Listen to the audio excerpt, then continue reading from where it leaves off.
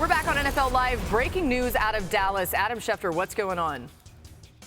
Well, Laura, the Chicago Bears have sought permission to interview the Dallas Cowboys head coach Mike McCarthy. They have yet to get a response from the Cowboys about whether the Cowboys are willing to allow Mike McCarthy to interview for the Bears job this week or next. Now, if the Cowboys don't respond, the Bears simply can wait until next week when that exclusive negotiating window expires and interview McCarthy then. But for the time being, the Bears are awaiting a response to see if they can interview Mike McCarthy this week. And I think it obviously puts a little bit of pressure on both sides here, Mike McCarthy and the Cowboys, to try to figure out what they're doing, because there is another party that wants to speak with Mike McCarthy about their vacant head coaching job. And the Dallas Cowboys, again, they've gone back and forth on the McCarthy issue. He is in the last year of his contract, but the fact that there is another team reaching out to speak to the existing head coach of another team is in a unique, unusual situation that we certainly don't see. There are a lot of slips that are put in, but very rarely do they come with the circumstances surrounding this particular situation. Yeah, Adam, this feels like it can't be something that happens often. It's not something I remember happening. You would know better than me. Just quickly for clarification, who grants the permission for somebody to be interviewed by another team?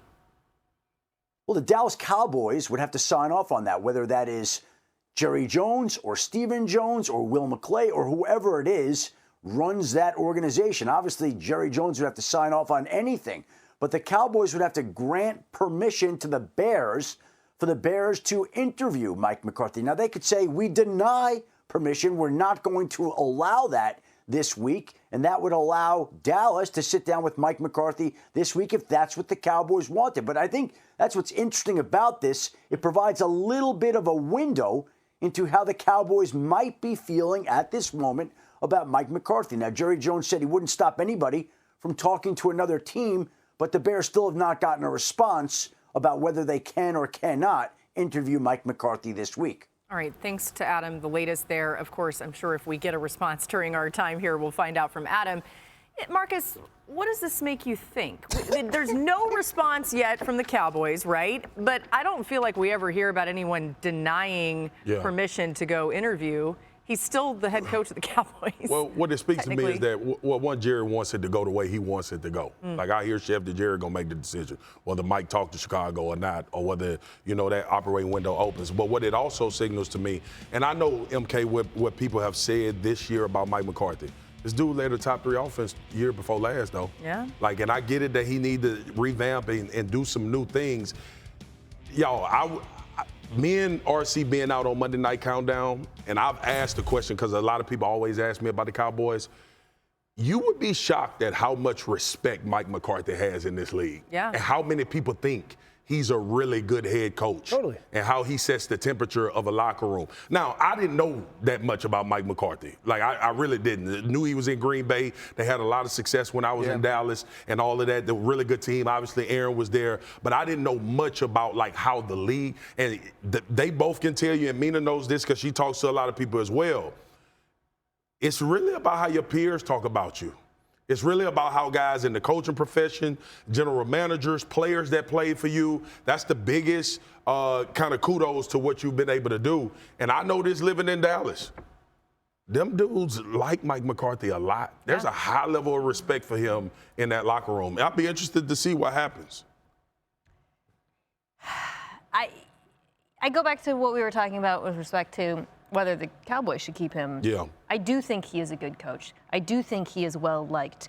I just don't know how you can watch the Cowboys offense this year and feel good about that offense for your young quarterback, especially because the most important thing for the Chicago Bears, the only thing, you have to make Caleb's life easier. You have to take some off of his plate. You're going to have to rebuild a lot of things that happened this season.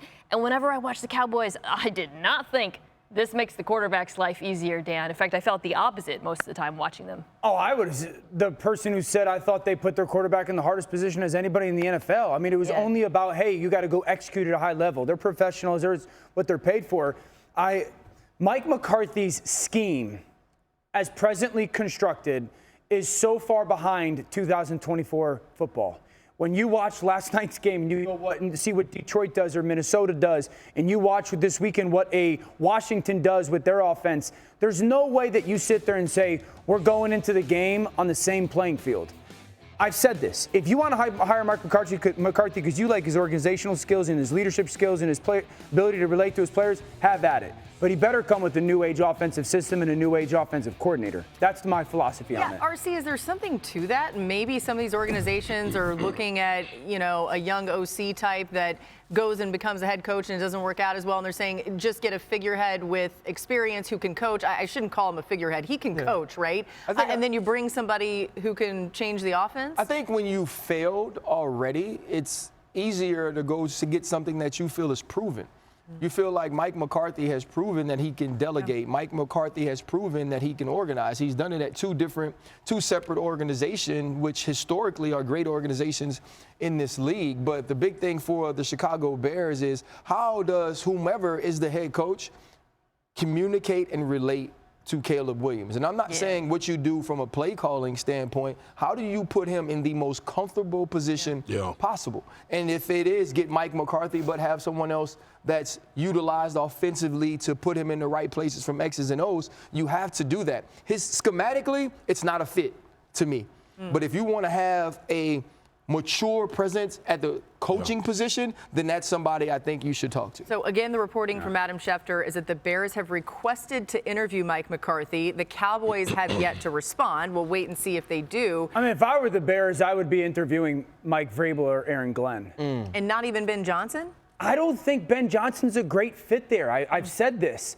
I think, one, that's one of those cities that you have to play a certain brand of ball. And you just, the identity of it has to be a mauling philosophy. What if you just got to win, Dan? No, I agree. But, you know what I'm saying? And, Ben Johnson, I think the thing that, at least my perspective is, the reason it's so perfect with Jared Goff is this is a rhythm-based offense. He's a rhythm-based quarterback. Everything is about a metronome. Bang, bang, bang, bang, bang. That's not Caleb. Now, could Caleb get there? For sure.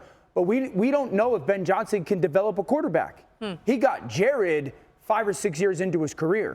I just don't think it's the perfect marriage schematically. So the only thing that scares me is what sort of human he is at the position, right? When you have a person like Dan Campbell that's such a strong personality, you never need to set the tone of your room. He sets the tone of every single room in that building. The thing that Sean McVay could do was when he took over for Jeff Fisher, he could set the tone in the room. Like this. We've seen the same thing with Kevin O'Connell. Are they great play callers? Yes. That's a great but they're point. great people that those guys are buildings and unicorns. It lays more in the vein of a Dan Quinn hire in Washington. Like, because we all would run the organization. And we all would have screamed, get the OC for the young quarterback. But sometimes you got to deviate and let that side be that side and have a guy that can run the whole thing. Okay, we'll put a pin in this and get y'all's thoughts a little bit more in a moment. But Adam, I want to bring more from you about what the Bears' plans are at this point with their hiring process. Well, Laura, you're starting to hear about some teams coming forth with their intentions about who they are interested in talking about. We talked about the fact that they've requested an interview with the Cowboys head coach, current head coach, Mike McCarthy. They've reached out to speak with Ben Johnson, the Lions offensive coordinator. They also put in 2 other notable requests today. One to interview the Vikings defensive coordinator, Brian Flores. Another to interview the Steelers offensive coordinator, Arthur Smith. And again, this gives you an idea into how some of these teams are thinking. Both Brian Flores and Arthur Smith have been head coaches before. Clearly, that seems to be something that the Bears are looking for here, considering that they've reached out to Mike McCarthy and Arthur Smith and Brian Flores, men who have done that job before. Now, Ben Johnson's credentials are so highly thought of that clearly he's in a different category, but they obviously are valuing experience as they seek their next head coach to hire to coach up Caleb Williams. Yeah, that's interesting. Common denominator there, certainly, Adam. Mina, if you're the Cowboys, do you grant this permission to go do the interview? And if you do, that basically means you're saying, like, yeah, if I know that he's out the door, then yeah, obviously. And frankly, they should know by now. Right. This shouldn't be, It's always you've had this entire season to think about that. You're not a competitive team. So I would definitely consider it if I'm Dallas. And, here's what I'll say about these coaching hires. there's no way of knowing who's going to be good at this, guys. Agreed. Like Dan Campbell, I didn't criticize it, but I didn't know he was going to be Dan Campbell. I thought Doug Peterson was a fantastic hire in Jacksonville. Yeah. Obviously, that hasn't gone wrong.